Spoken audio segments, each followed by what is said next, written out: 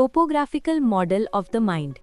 Sigmund Freud यांनी सांगितले की मानवी मनाचे 3 स्तर असतात: कॉन्शियस, प्री कॉन्शियस आणि अनकॉन्शियस. 1. Conscious mind. हा मनाचा तो भाग आहे ज्याची तुम्हाला आत्ता जाणीव असते. उदाहरण, तुम्ही एखादा व्हिडिओ पाहत आहात किंवा कोणीतरी बोलत आहे ते ऐकत आहात आणि ते काय सांगत आहेत याचा विचार करत आहात. आत्ता चालू असलेले हे विचार कॉन्शियस माइंडचा भाग आहेत. 2. Pre conscious mind.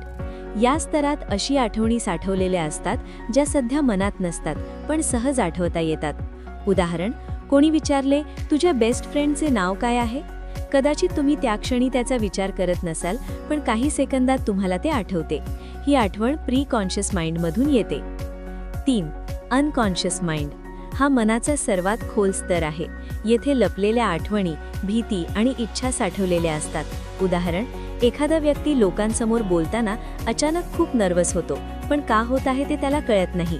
नंतर त्याला आठवते की लहानपणी एकदा क्लासमध्ये बोलताना लोक त्याच्यावर हसले होते. ती विसरलेली आठवण अनकॉन्शियस माइंडमध्ये साठवलेली होती.